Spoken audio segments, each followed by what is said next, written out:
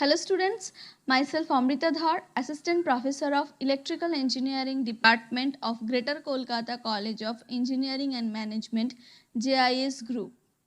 I will teach you Power System 1.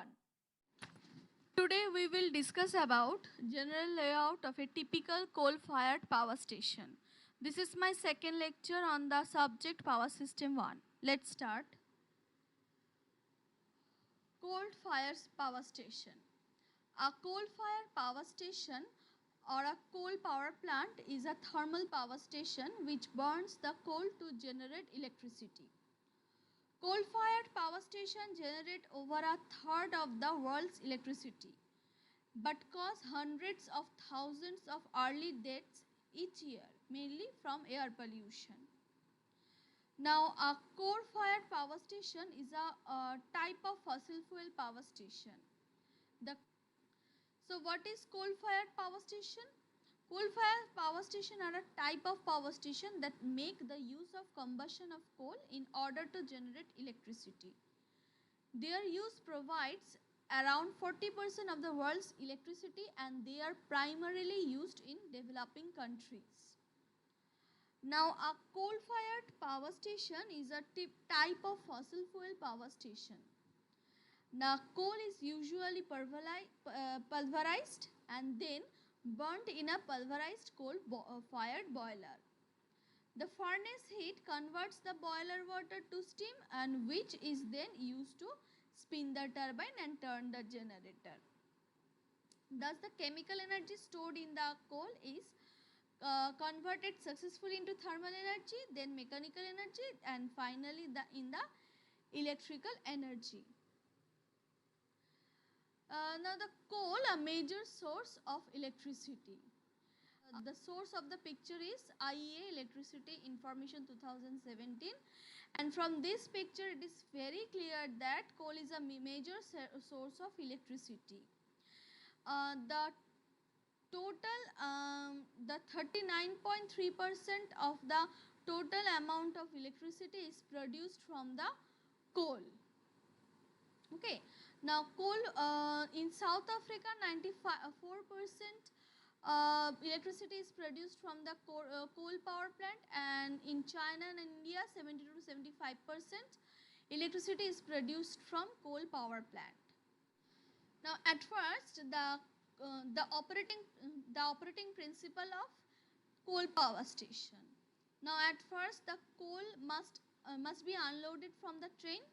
Now traditional ways of doing this require the use of cranes picking up the coal from the cars.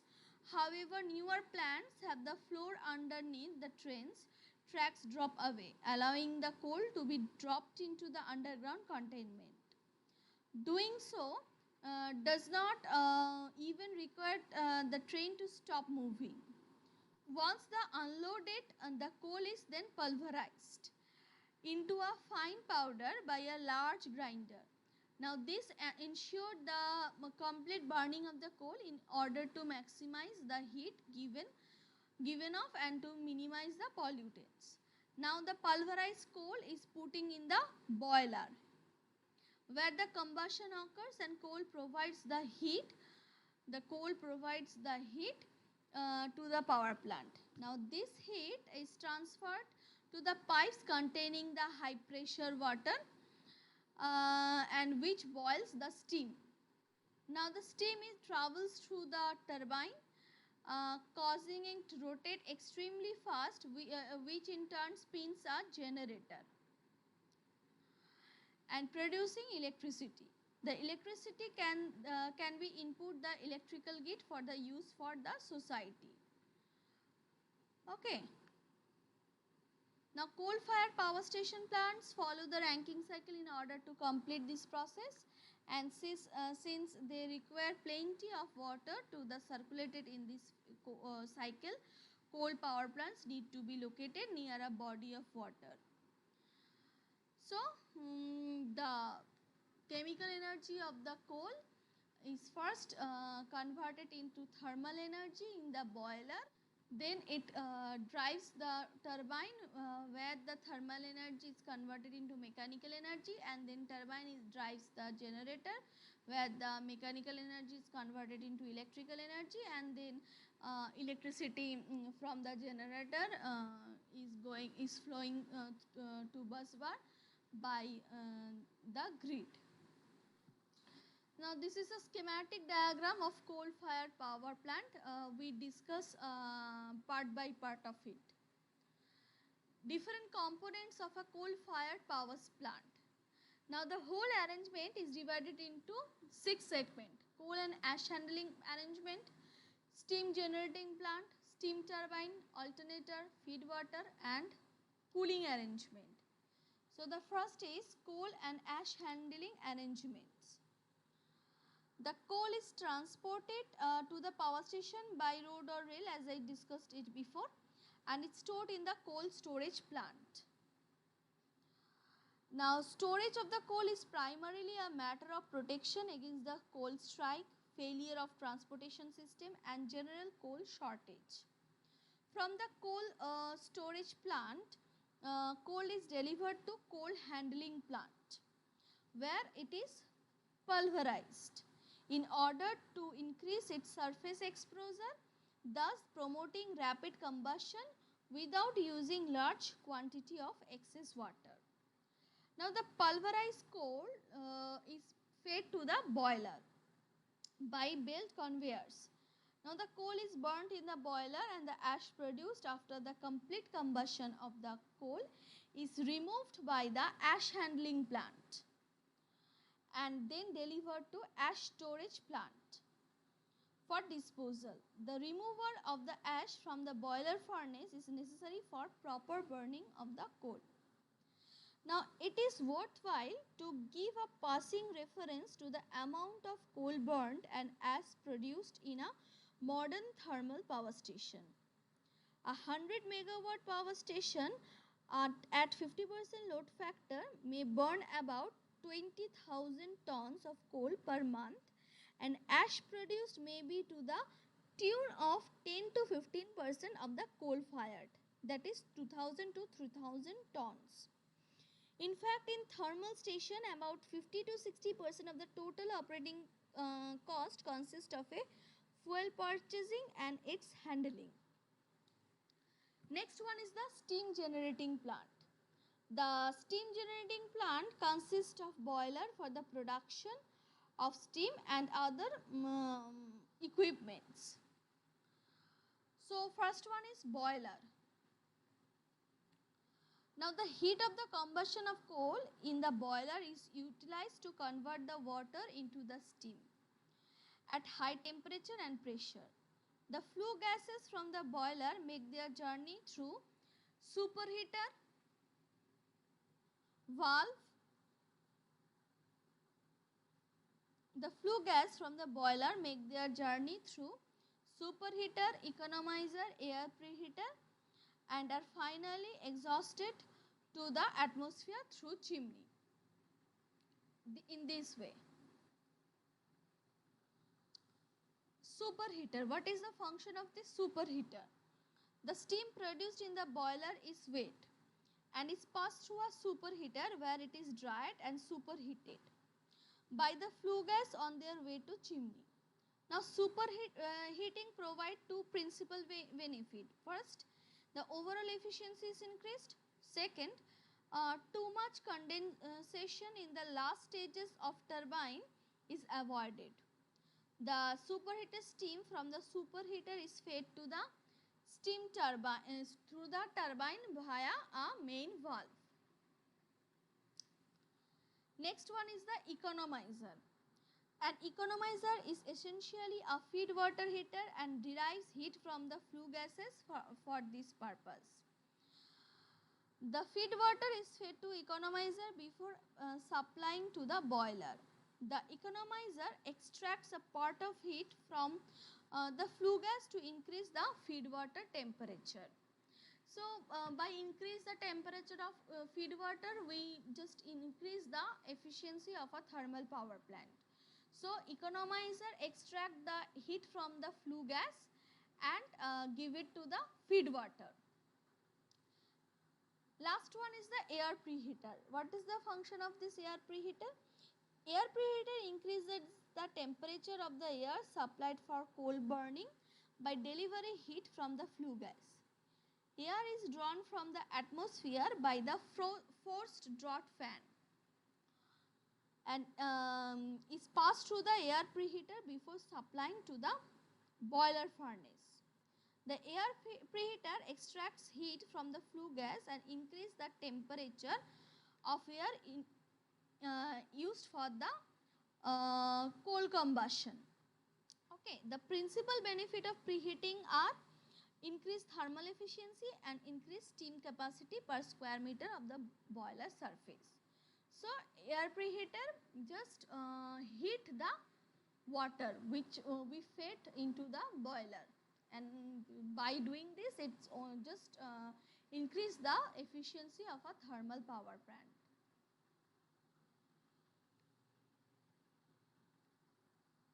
Next is steam turbine. The dry and superheated steam from the superheater is fed to the steam turbine through the main valve. The heat energy when passing over the blades of turbine is converted into the mechanical energy. After giving heat energy to the turbine, the steam is exhausted to the condenser. The steam is, you cannot see in this picture, the steam is exhausted in the condenser, which condense the exhausted steam by means of cold water circulation. We will discuss it later. Next one is the alternator.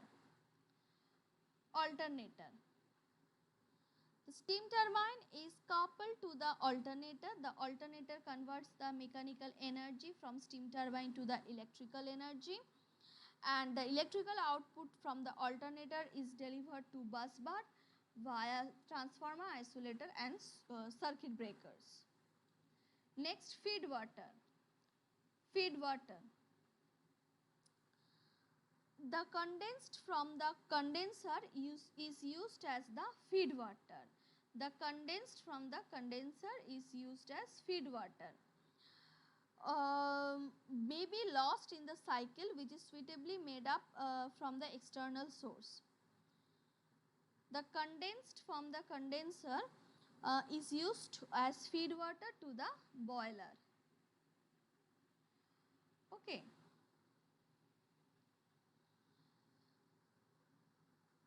The feed water on its way to the boiler is heated by the water heater and economizer, which we discussed in the previous slide. This help in raising the overall efficiency of the plant.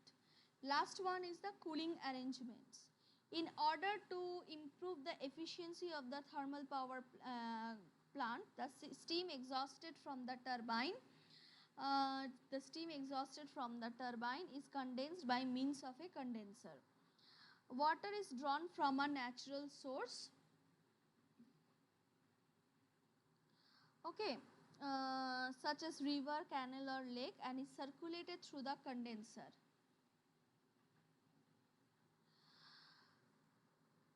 The circulating water takes up the heat of the exhausted steam and it becomes hot.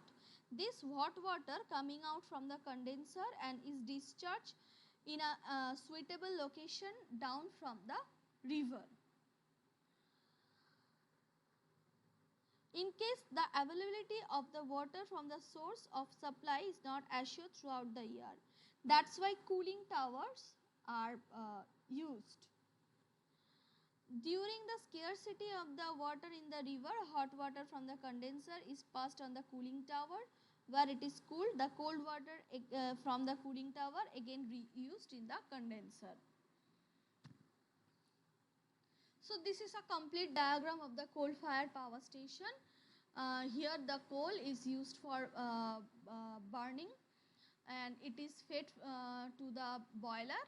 From boiler, steam is generated and it drives the turbine. Then turbine drives the generator and we get electricity. And generator is connected to the transmission lines via transformer, circuit breaker, isolators. Here is the cooling tower. Now the warm water is flowing through the cooling tower, and the water gets cooled down, and the cool water is fed into the condenser again. Okay, and the condensed steam is fed again the boiler, and this is the reservoir, and this is the ash handling plant. What are the advantages of a thermal power station? The fuel used is quite cheap, less initial cost as compared to the other generating station. Third one, it can be installed at any place irrespective of the existence of the coal. The coal can be transmitted to the site of the plant by rail or road. It requires less space as compared to the hydroelectric power station. The cost of generation is lesser than the diesel power station. What are the disadvantages? The main disadvantage is that it pollutes the atmosphere due to production of the large amount of smoke and fumes. And second one is that it is the costlier in running cost as compared to the hydroelectric plant. Next one is the choice of site of plant. First is supply of the fuel. The steam power station should be located near the coal mine so that transportation cost of fuel is minimum. However, if such a plant is to be installed at a place where coal is not available, then care should be taken that adequate facility should be exist to transportation of to transport the coal. Next one, availability of the water. As huge amount of water is required for condenser, therefore such a plant is located at the bank of a river or near a canal to ensure continuous supply of the water. Next, transportation facilities. Now modern steam power station often request transportation of its material, its machinery. Therefore, adequate transportation facility must exist. That is, the plant should be well connected to the other parts of the country by rail or road. Next is cost and type of land. The steam power station should be located at a place where the land is cheap and further extension, if necessary, is possible. Moreover, the bearing capacity of the ground should be adequate so that heavy equipment could be installed. Nearness to the load center. In order to reduce the transmission cost, the plant should be as near as possible to the center of the load. This is particularly important if DC supply is adopted. Now, if we use AC supply, then this factor is relatively less important because AC power can be transmitted at high voltage with consequent reduce the transmission loss. And therefore, it is possible to install the power plant away from the load center provided other conditions are favorable. Last one, distance from the populated area. As huge amount of coal is burnt in the power station, therefore smoke and fumes pollute the surrounding area, and this necessitates that the plant should be located at a considerable distance from the populated areas. So, from the above points, it's clear that the coal power plant is situated near a site of river where sufficient water is available, no pollution of atmosphere occurs, and fuel can be transported economically.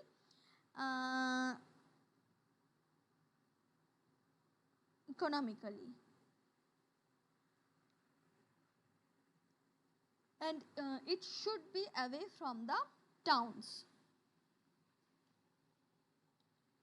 Next one, the efficiency of thermal power station. First one is the thermal efficiency. It is the ratio of equivalent of mechanical energy transmitted to the turbine shaft to the heat of the combustion of the coal. Is known as thermal efficiency of a steam power plant. Now, the thermal efficiency of a modern steam power plant is about 30%. It means that if 100 calories of heat is supplied by coal combustion, then mechanical energy equivalent of 30 calories will be available at the turbine shaft and rest is lost. Next one is the overall efficiency.